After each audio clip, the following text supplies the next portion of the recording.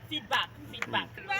Leadership is the act of giving people a platform for spreading ideas that work. Welcome to the program Feedback on NTA Parliament. It is a program where your voices echo through the halls of power as we dwell deep into the pores of the legislator on the program. We engage the Deputy Chairman Committee on Diaspora, Senator Anthony Yaro, Senator representing Gombe South Senatorial District in the Red Chamber. We'll pause for a break and we'll meet him after the break.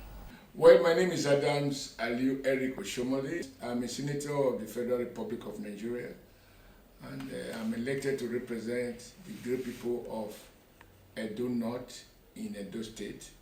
I will encourage not just people from my constituency, but around the country to watch NTA Parliament Feedback, because it's like we using the instrument of NTA to be able to brief our people and Nigeria generally on what we are doing and why we are doing it and what we hope to do next to justify our mandate.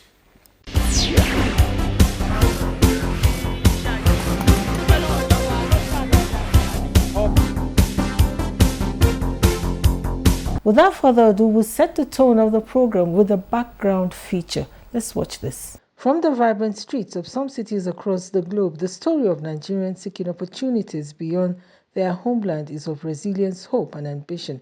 Every year, thousands of Nigerians embark on a journey abroad, driven by vision, motivation, and dreams. Most of the Nigerian citizens that travel out of the country, they go for greener pasture because the country is not good enough for them to stay. Because of the heat within the country, because of the economic situation, many of them prefer to go over there, not knowing that when you go over there, it's not as easy as they think.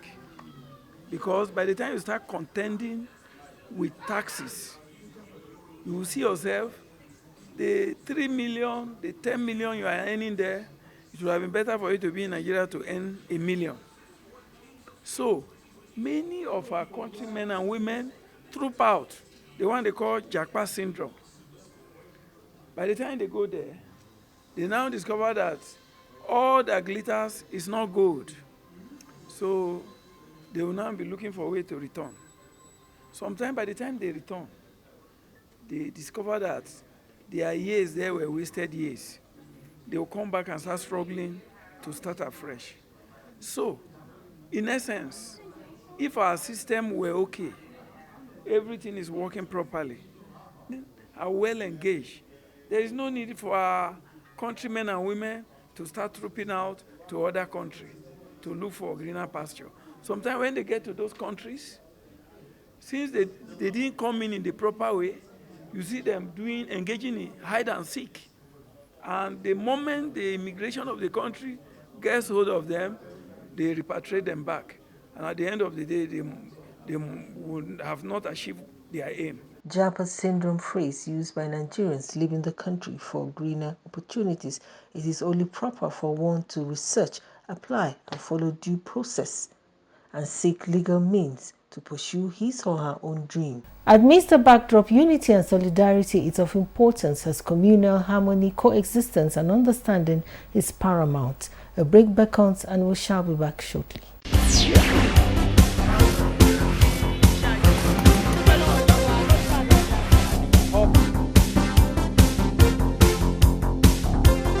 This is NTA Parliament Feedback, where democracy comes alive through your voices. Stay tuned because your feedback matters more than ever before. Let's meet the people on the streets. Senate Committee on Diaspora saying that are they doing enough in addressing the way Nigerians are being maltreated, harassed in diaspora? It's a good question, but we are talking of a problem that goes beyond the Senate Committee or National Assembly. We are talking of a problem that requires the attention of the federal government of Nigeria, and of course with the Senate and the House of Rep or the National Assembly they are part of. They are not doing enough, and the reason why we say they are not doing enough is that what they have been doing, and even the commission itself, is a reactive measure. When Nigerians have been molested, harassed, subjected to all manner of molestation, it's then they will react and say they want to seek for justice. I think the best thing for them to do is for the National Assembly, whether Senate or House of Rep, to sit down with the executive and find a way of creating an enabling environment for our young people to feel comfortable to stay at home and achieve their dream. That's the best thing. If they have that one, yes, achieve their dream, and then first and foremost, discover themselves. Every human being has potential, inherent potential in him or her.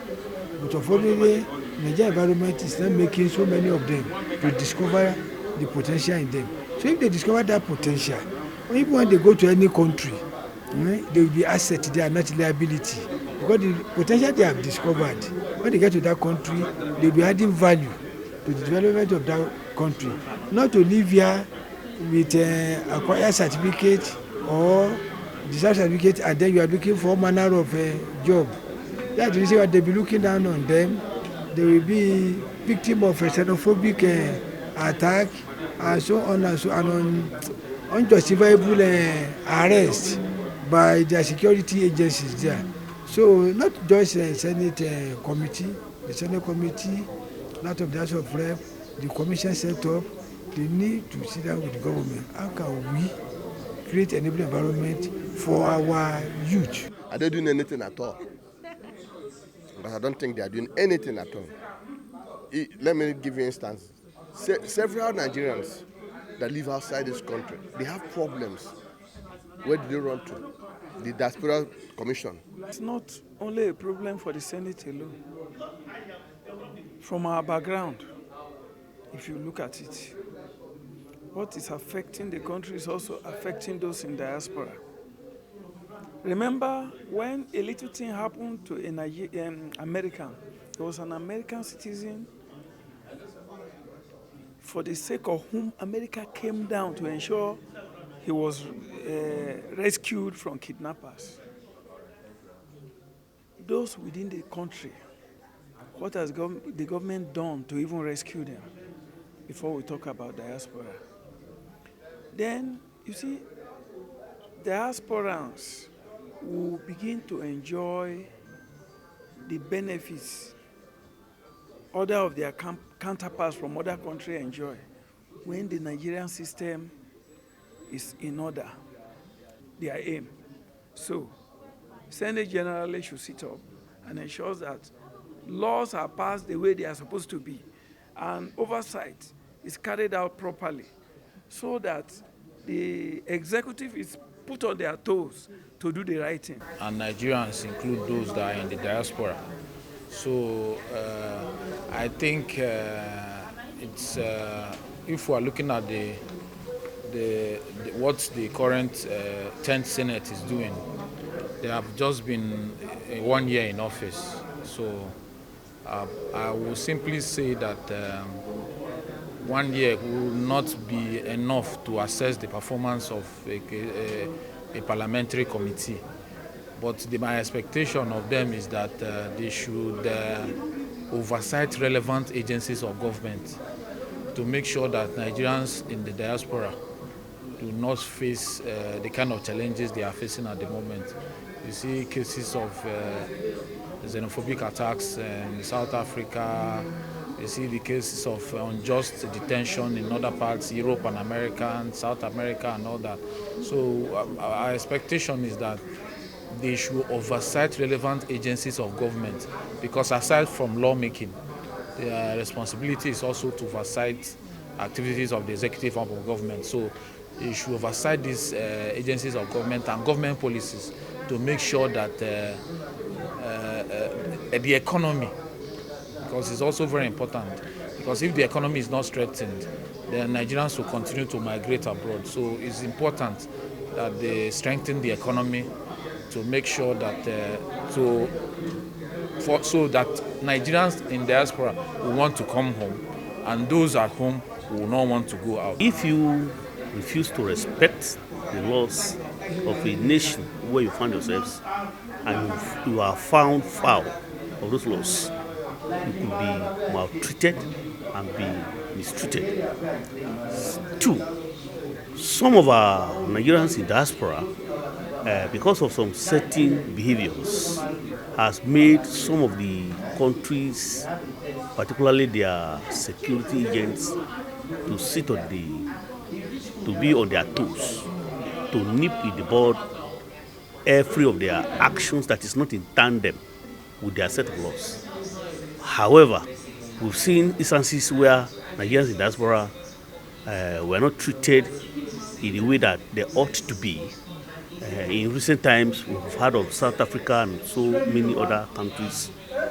In that scenario, it's very, very unfortunate because as Africans, for instance, the African continent, as an Africans, our cultures, our behavior, and our modus operandi in what we do are almost the same that we ought to have, understand with ourselves.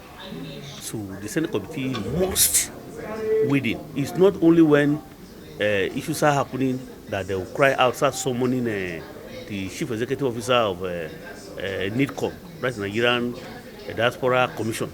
No, they should be able to, on their own, be proactive in putting in place the laws that will guide our citizens abroad generally.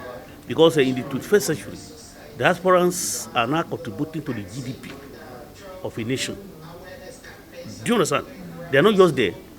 Because through their activities, they are having their hard currency flowing back home by investing back home and doing one or two things. So that transaction has come to stay. The people have spoken the taxes on the legislature to fulfill the yearnings for an effective representation in the National Assembly. From grassroots activism in the hallowed hall of the National Assembly, the legislature has navigated a journey marked by dedication and public service. Let's meet the man of the moment. Senator Siako Antoniero was born on the 10th of February 1968 in Gombe State. He is a first-timer in the Red Chamber. He is a BSc holder and a member of the People's Democratic Party. He is senator representing Gombe South. In the Senate, he is married with children.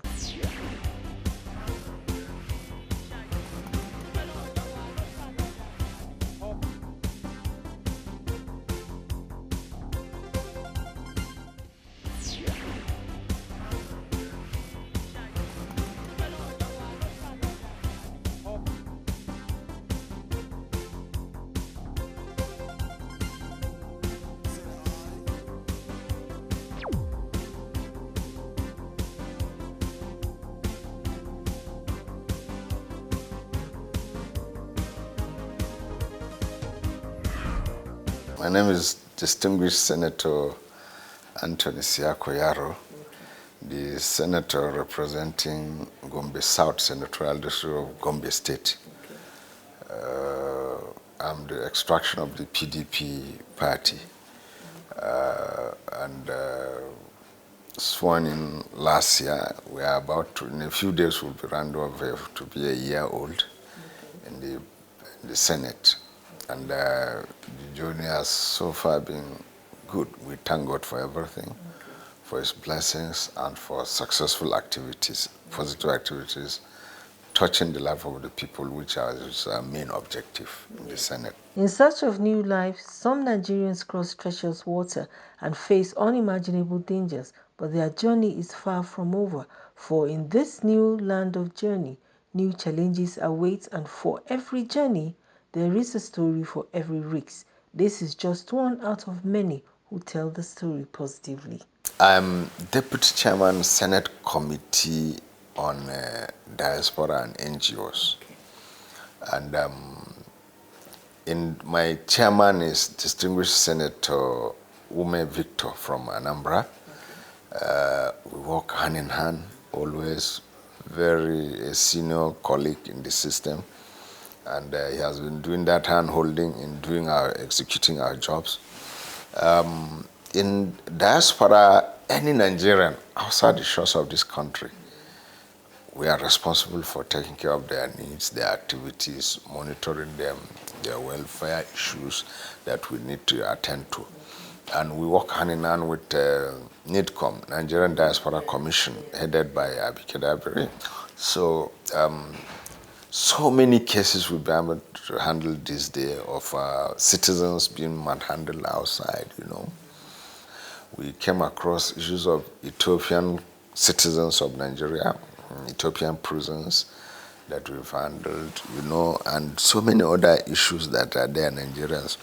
We made a visit to South Africa to meet Nigerians there and pick on through the embassy, pick on their issues that be able to go to the US and the UK, and all those issues are people-centered issues, citizen-centered issues. That's why diaspora, And then locally, we had sessions with CSOs, civil society organizations. Yeah, so many times in Abuja here, in Lagos, in Port Harcourt, we had sessions developing the issues. I think this 10th Senate is one of the most serious senates that has courted that relationship with CSOs to define things for them, to look at it from an objective perspective, Not CSOs, civil society organization, people will take them for being antagonistic, fighting always, by criticizing and all that. We say, no, we are partners in progress. Let me tell you, so far, we've developed that relation to the extent that we are giving an office in this National Assembly. Yes, liaison office. Yeah, it has never happened before. So many activities we are doing with them too. All of us are for the interest of the people.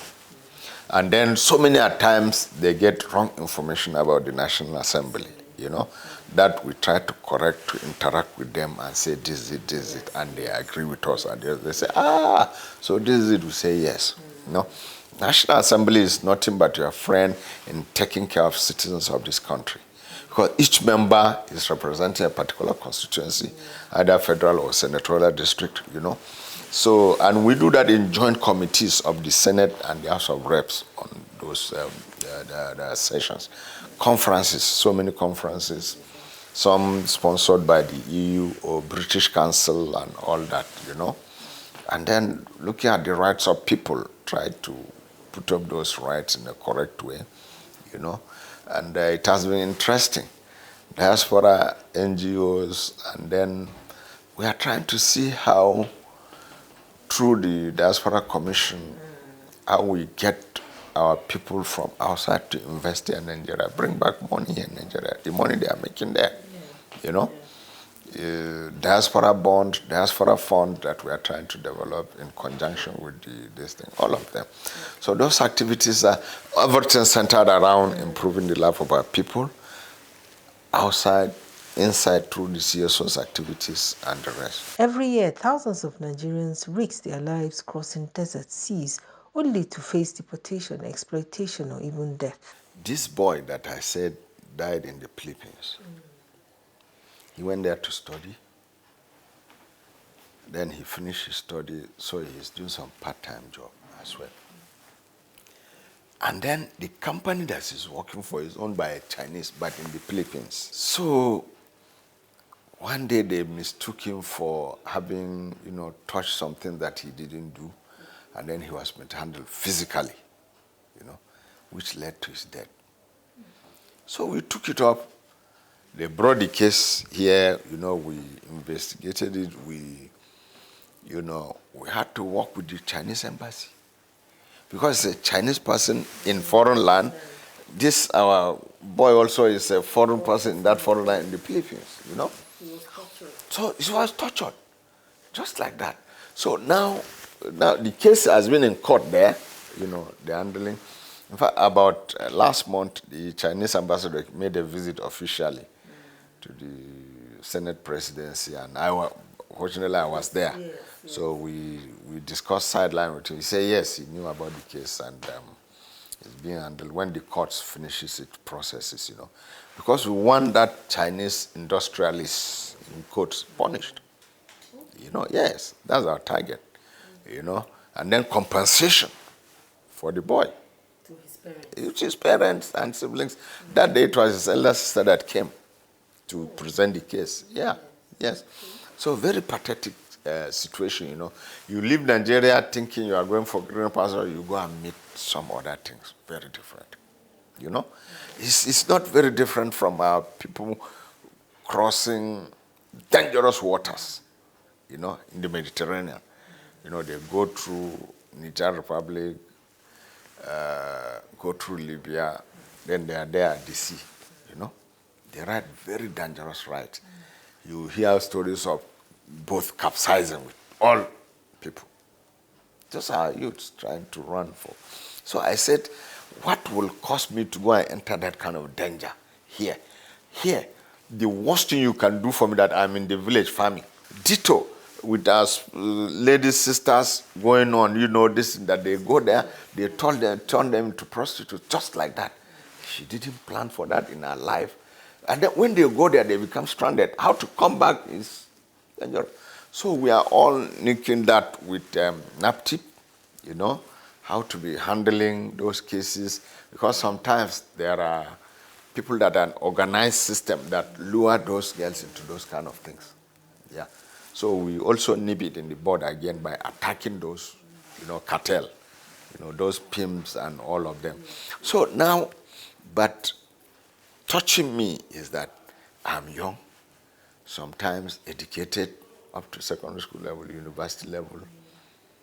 Like I said, the worst that can happen to me is that, yes, I don't have job, I go get my local place. There's no way I can lack local place in the village to cultivate something. I sell, I make money, I eat well. Genuinely. Exactly. So we cannot get everybody employed, yes, but we are trying to, Nigeria, we are going to pass a bill very soon, how schools will rely more on skill acquisition rather than reading degree. Yeah, you read degree, yes, but you must acquire skill, Because skill acquisition is the in thing, is one very serious solution to unemployment. When you come out, you don't have your degree quality, you have something skill to live on, to live with, So we are going as deep as to that extent. Infrastructure, health, education, and skill acquisitions are at the forefront of the mind of the senator. Remarkable is to say that I'm one of the 5 senators gone before in this office that get back to the constituency so often and stay long with them as well, particularly holiday periods and the rest. You get your holiday, some people will jump with the next bag to London, America. I say, let me get with my people.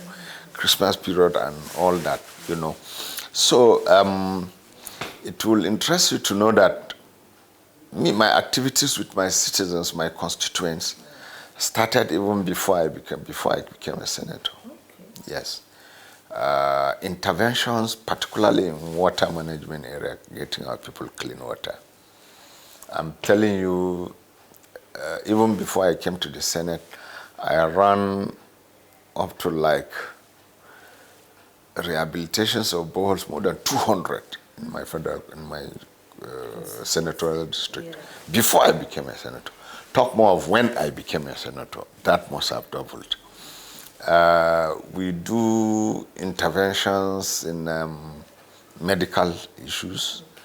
It has been very tough, hunger around the corner everywhere, and attending to people of their immediate needs, and trailer loads of grains, both maize and rice and the rest of them. That I tell you, I developed a concept.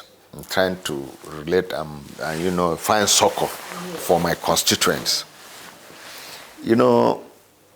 A typical somebody in the village, there, one of my in the area, a family man, average, 1 wife, 2 wives with 4 children, 6 children. He farms. He has a small farm, 1 hectare, 2 hectares. Farms, harvest around November, December, harvest, packs it. Then Christmas will come. He will fetch from that stock of food to sell, to buy dress for children, for himself, for the wife, to buy palm oil and the rest. By January, there's going back to school of the kids, primary, secondary, maybe university. You take from that stock of food and sell to sponsor your university. There could be marrying out, or your son is getting married, or you are marrying out your daughter. Again, the same. You are going to hospital.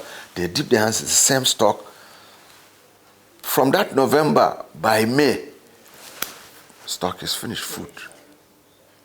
So I came and identified this trend through research. I sat down and researched very well, and then I found out that by June, July, it's one of the peak periods of hunger for our people. Why? Because the small stock of grains they've farmed last year, by May, it is finished through these activities I've mentioned.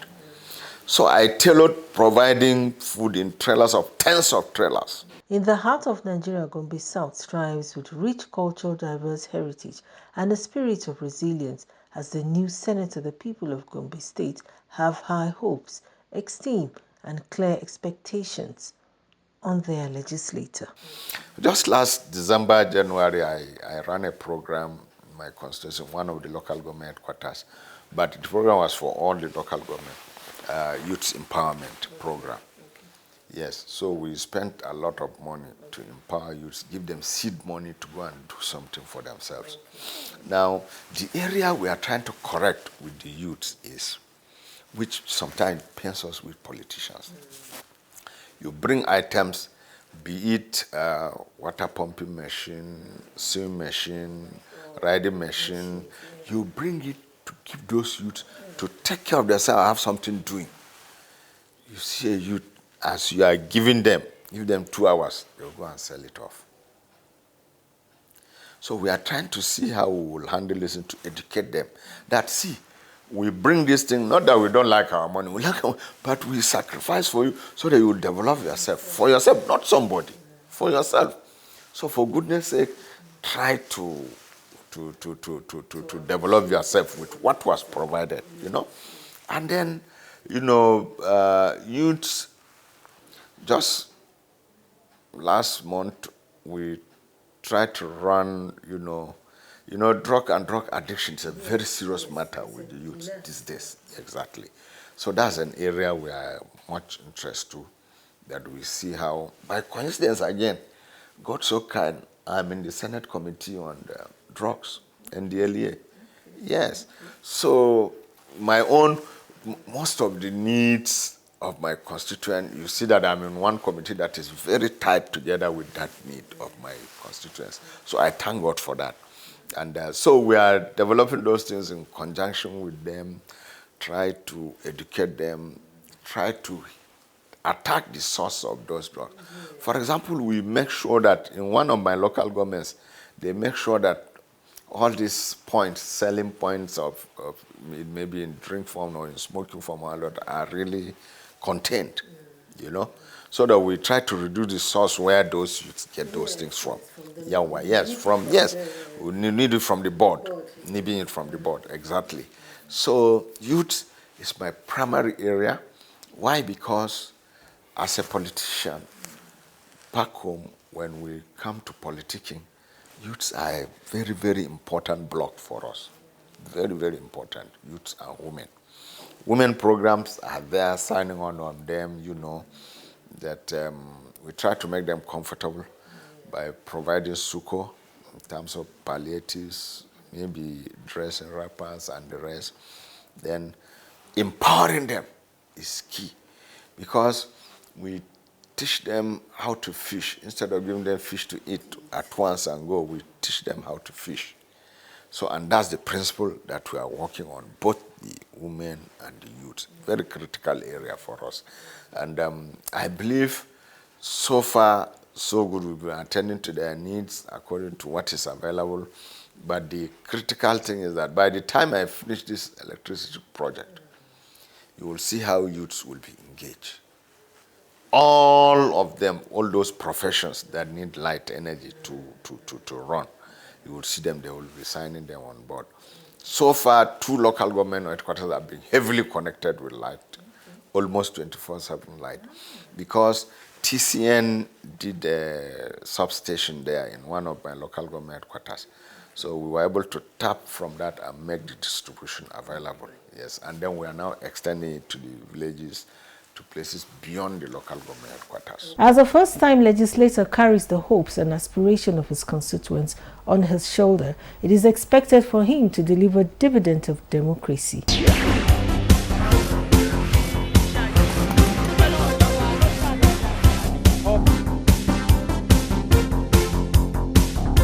Hello, my name is Paul Shehu, and I represent Kaltungo Shangon Federal Constituency, and that's in Gombe State.